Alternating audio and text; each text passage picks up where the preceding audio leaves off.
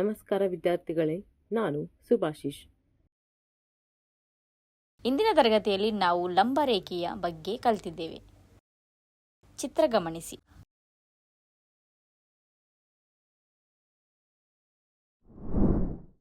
ಇವು ಲಂಬರೇಖೆಗಳು. ಎರಡು ಸಂದರ್ಭಗಳಲ್ಲಿ ಲಂಬರೇಖೆ ಎರಡು ಸಾಲಿನ ವಿಭಾಗಗಳಲ್ಲಿ ಎರಡು ಸಮಾನ ಭಾಗಗಳಾಗಿ ವಿಭಜಿಸುತ್ತದೆ.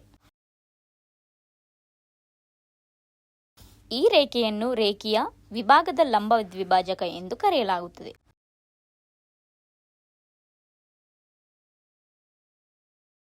ಆದ್ದರಿಂದ ರೇಖೆಯ ವಿಭಾಗವನ್ನು ಎರಡು ಸಮಾನ ಭಾಗಗಳಾಗಿ ವಿಭಜಿಸುವ ಲಂಬರೇಖೆಯು ಕೊಟ್ಟಿರುವ ರೇಖೆಯ ವಿಭಾಗದ ಲಂಬ ದ್ವಿಭಾಜಕವಾಗಿದೆ. ಈಗ ನಾವು ಕಲಿಯಲಿದ್ದೇವೆ ನಿರ್ದಿಷ್ಟ ರೇಖೆಯ ವಿಭಾಜಕಕ್ಕೆ ಲಂಬ ದ್ವಿಭಾಜಕವನ್ನು ಹೇಗೆ ನಿರ್ಮಿಸುವುದು. ಕಲಿಕೆಯ ಫಲಿತಾಂಶಗಳು. ಈ ಪಾಠದ ಕೊನೆಯಲ್ಲಿ ನೀವು ಹೀಗೆ ಮಾಡಬಹುದು. ದಿಕ್ಸೂಚಿ ಮತ್ತು ರೂಲರ್ ಅನ್ನು ನಿಖರವಾಗಿ ಬಳಸಿ ಲಂಬ ದ್ವಿಭಾಜಕವನ್ನು ನಿರ್ಮಿಸಿ. ಮಧ್ಯಬಿಂದುವಿನ ಪರಿಕಲ್ಪನೆ ಮತ್ತು ದ್ವಿಭಾಜಕಗಳಿಗೆ ಅದರ ಸಂದರ್ಭವನ್ನು ಅರ್ಥ ಮಾಡಿಕೊಳ್ಳಿ. ರೇಖೆಯ ಭಾಗಗಳನ್ನು ಲಂಬ ದ್ವಿಭಾಜಕಗಳೊಂದಿಗೆ ಸಮಾನವಾಗಿ ವಿಭಜಿಸಲು ನಿರ್ಮಾಣ ಕೌಶಲ್ಯಗಳನ್ನು ಅನ್ವಯಿಸಿ. ಈ ಪಾಠದ ಪ್ರಮುಖ ಪದಗಳು: ಲಂಬ ದ್ವಿಭಾಜಕ, ಮಧ್ಯಬಿಂದು, ಲೈನ್ ಸೆಗ್ಮೆಂಟ್, ಉದ್ದ, ಆರ್ಕ್ಸ್, ಛೇದಕ,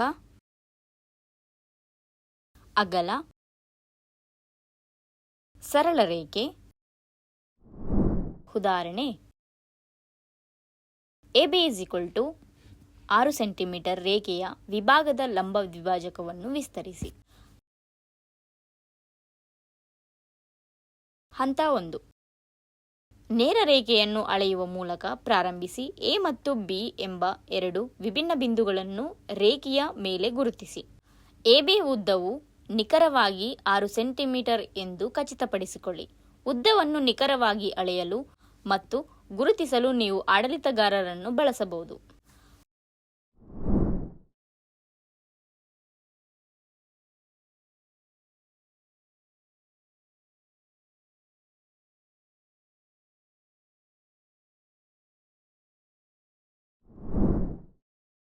ಹಂತ 2.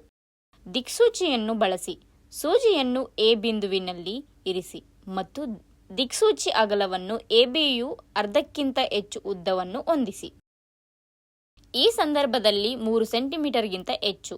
ದಿಕ್ಸೂಚಿ ಅಗಲವನ್ನು ಬದಲಾಯಿಸದೆ ಒಂದೇ ಉದ್ದದ ಎರಡು ಚಾಪಗಳನ್ನು ಎಳೆಯಿರಿ. ಒಂದು AB ಮೇಲೆ ಮತ್ತು ಇನ್ನೊಂದು AB ಕೆಳಗೆ. ಈ ಚಾಪಗಳು ರೇಖೆಯನ್ನು ಛೇದಿಸಬೇಕು.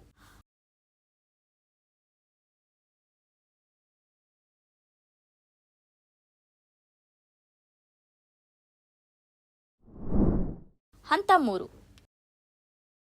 ಅದೇ ದಿಕ್ಸೂಚಿ ಅಗಲವನ್ನು ನಿರ್ವಹಿಸಿ ಮತ್ತು ದಿಕ್ಸೂಚಿಯನ್ನು B ಪಾಯಿಂಟ್ಗೆ ಸೇರಿಸಿ. ಅಗಲವನ್ನು ಬದಲಾಯಿಸದೆ AB ಮೇಲೆ ಮತ್ತು ಕೆಳಗೆ ಎರಡು ಆರ್ಕ್ಗಳನ್ನು ಎಳೆಯಿರಿ. ಈ ಆರ್ಕ್ಗಳು ಹಂತ 2ರಲ್ಲಿ ಚಿತ್ರಿಸಿದ ಆರ್ಕ್ಗಳೊಂದಿಗೆ ಛೇದಿಸಬೇಕು. ಇದರ ಪರಿಣಾಮವಾಗಿ C ಮತ್ತು D ಪಾಯಿಂಟ್ಗಳು ಕಂಡುಬರುತ್ತವೆ.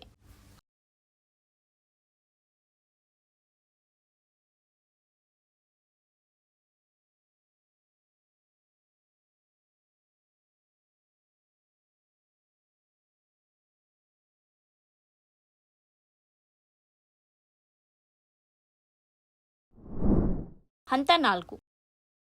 ಆಡಳಿತಗಾರರನ್ನು ಬಳಸಿ C ಮತ್ತು D ಬಿಂದುಗಳನ್ನು ಸಂಪರ್ಕಿಸುವ ನೇರ ರೇಖೆಯನ್ನು ಎಳೆಯಿರಿ. ಈ ಸಾಲು CDABಯ ಲಂಬ ದ್ವಿಭಾಜಕವಾಗಿ ಕಾರ್ಯನಿರ್ವಹಿಸುತ್ತದೆ. CD ಒಂದು ಹಂತದಲ್ಲಿ AB ಅನ್ನು ಛೇದಿಸುತ್ತದೆ. ಈ ಬಿಂದುವನ್ನು O ಎಂದು ಗುರುತಿಸಿ. ಈಗ ನಿರ್ಮಾಣವು ಪೂರ್ಣಗೊಂಡಿದೆ ಮತ್ತು CD ABಯ ಅಗತ್ಯವಿರುವ ಲಂಬ ದ್ವಿಭಾಜಕವಾಗಿದೆ. ಇದನ್ನು O ಮಧ್ಯಬಿಂದುವಾಗಿ ಎರಡು ಸಮಾನ ಭಾಗಗಳಾಗಿ ವಿಭಜಿಸುತ್ತದೆ. ಉದಾಹರಣೆ, ನಿರ್ದಿಷ್ಟ ಉದ್ದದ ರೇಖೆಯ ಭಾಗವನ್ನು ಎಳೆಯಿರಿ ಮತ್ತು ಸ್ಕೇಲ್ ಮತ್ತು ದಿಕ್ಸೂಚಿ AB 5.6 ಸೆಂಟಿಮೀಟರ್ ಅನ್ನು ಬಳಸಿಕೊಂಡು ಪ್ರತಿ ಸಾಲಿನ ವಿಭಾಗಕ್ಕೆ ಲಂಬವಾದ ದ್ವಿಭಾಜಕವನ್ನು ನಿರ್ಮಿಸಿ. ಹಂತ 1. ಸರಳ ರೇಖೆಯನ್ನು ಎಳೆಯಿರಿ ಮತ್ತು ಅದರ ಮೇಲೆ A ಮತ್ತು B ಎಂಬ ಎರಡು ಬಿಂದುಗಳನ್ನು ಲೇಬಲ್ ಮಾಡಿ. AB 5.6 ಸೆಂಟಿಮೀಟರ್ ಉದ್ದವನ್ನು ನಿಖರವಾಗಿ ಅಳೆಯಲು ಮತ್ತು ಗುರುತಿಸಲು ಆಡಳಿತಗಾರರನ್ನು ಬಳಸಿ.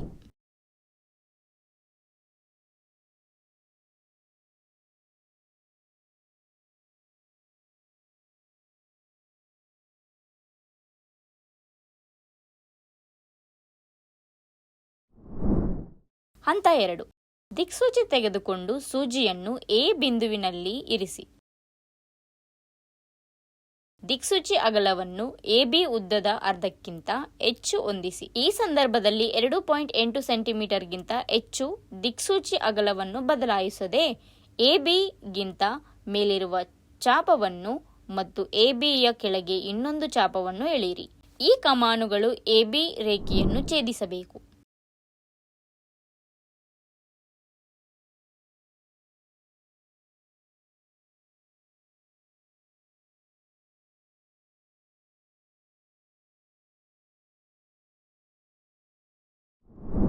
ಹಂತ 3. ಈಗ ಅದೇ ದಿಕ್ಸೂಚಿ ಅಗಲದೊಂದಿಗೆ ದಿಕ್ಸೂಚಿಯನ್ನು B ಪಾಯಿಂಟ್ ಸೇರಿಸಿ. ಅಗಲವನ್ನು ಬದಲಾಯಿಸದೆ AB ಮೇಲೆ ಮತ್ತು ಕೆಳಗೆ ಎರಡು ಆರ್ಕ್ಗಳನ್ನು ಎಳೆಯಿರಿ. ಈ ಆರ್ಕ್ಗಳು ಹಿಂದಿನ ಆರ್ಕ್ಗಳನ್ನು C ಮತ್ತು D ಬಿಂದುಗಳಲ್ಲಿ ಛೇದಿಸಬೇಕು.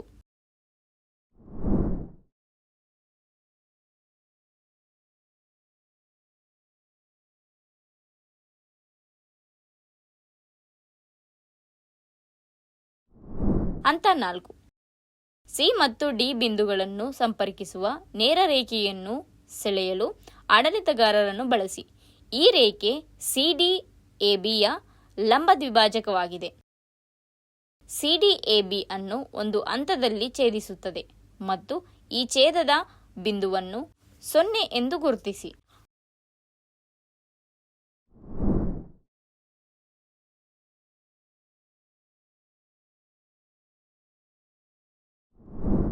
ಈಗ ನೀವು AB ರೇಖೆಯ ವಿಭಾಗದ ಲಂಬ ದ್ವಿಭಾಜಕ ಸಿಡಿಯನ್ನು ಯಶಸ್ವಿಯಾಗಿ ನಿರ್ಮಿಸಿದ್ದೀರಿ. ಈ ರಚನೆಯು CD-ABಗೆ ಲಂಬವಾಗಿರುವುದನ್ನು ಖಚಿತಪಡಿಸುತ್ತದೆ ಮತ್ತು 0ಯನ್ನು ABನ ಮಧ್ಯಬಿಂದುವನ್ನಾಗಿ ಎರಡು ಸಮಾನ ಭಾಗಗಳಾಗಿ ವಿಭಜಿಸುತ್ತದೆ.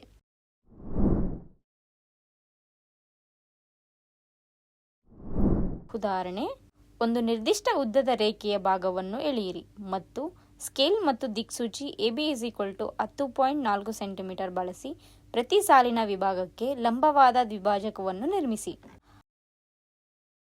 ಹಂತ 1.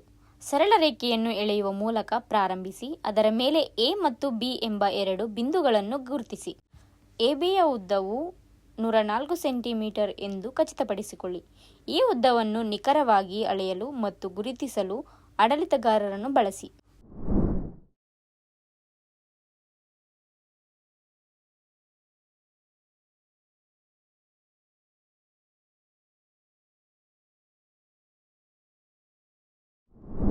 ಹಂತ 2. ದಿಕ್ಸೂಚಿ ತೆಗೆದುಕೊಂಡು ಸೂಜಿಯನ್ನು A ಬಿಂದುವಿನಲ್ಲಿ ಇರಿಸಿ. ದಿಕ್ಸೂಚಿ ಅಗಲವನ್ನು ABಯ ಅರ್ಧಕ್ಕಿಂತ ಹೆಚ್ಚು ಉದ್ದಕ್ಕೆ ಹೊಂದಿಸಿ. ಈ ಸಂದರ್ಭದಲ್ಲಿ 52 ಸೆಂಟಿಮೀಟರ್ಗಿಂತ ಹೆಚ್ಚು ದಿಕ್ಸೂಚಿ ಅಗಲವನ್ನು ಬದಲಾಯಿಸದೆ ABಗಿಂತ ಮೇಲಿರುವ ಚಾಪವನ್ನು ಮತ್ತು ABಯ ಕೆಳಗೆ ಇನ್ನೊಂದು ಚಾಪವನ್ನು ಅಳೆಯಿರಿ. ಈ ಕಮಾನುಗಳು AB ರೇಖೆಯನ್ನು ಛೇದಿಸಬೇಕು.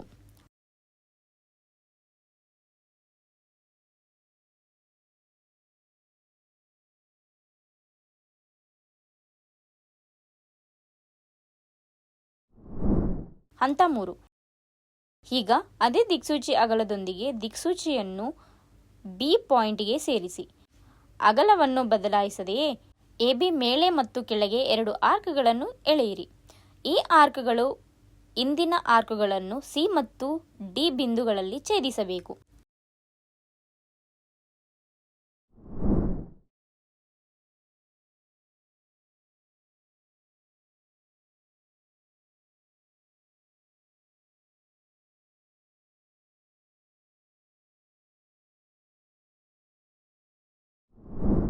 ಹಂತ 4. ಸಿ ಮತ್ತು ಡಿ ಬಿಂದುಗಳನ್ನು ಸಂಪರ್ಕಿಸುವ ನೇರ ರೇಖೆಯನ್ನು ಸೆಳೆಯಲು ರೂಲರ್ ಅನ್ನು ಬಳಸಿ. ಈ ರೇಖೆ CD BCಯ ಲಂಬ ದ್ವಿಭಾಜಕವಾಗಿದೆ. CD ABಯನ್ನು ಒಂದು ಹಂತದಲ್ಲಿ ಛೇದಿಸುತ್ತದೆ ಮತ್ತು ಈ ಛೇದನದ ಬಿಂದುವನ್ನು O ಎಂದು ಗುರುತಿಸಿ.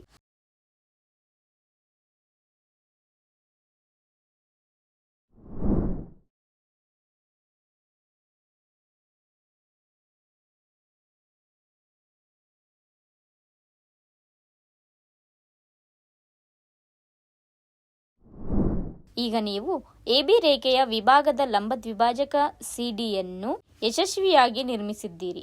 ಈ ರಚನೆಯು CD ABಗೆ ಲಂಬವಾಗಿರುವುದನ್ನು ಖಚಿತಪಡಿಸುತ್ತದೆ ಮತ್ತು O ಯನ್ನು ABನ ಮಧ್ಯಬಿಂದುವನ್ನಾಗಿ 2 ಸಮಾನ ಭಾಗಗಳಾಗಿ ವಿಭಜಿಸುತ್ತದೆ.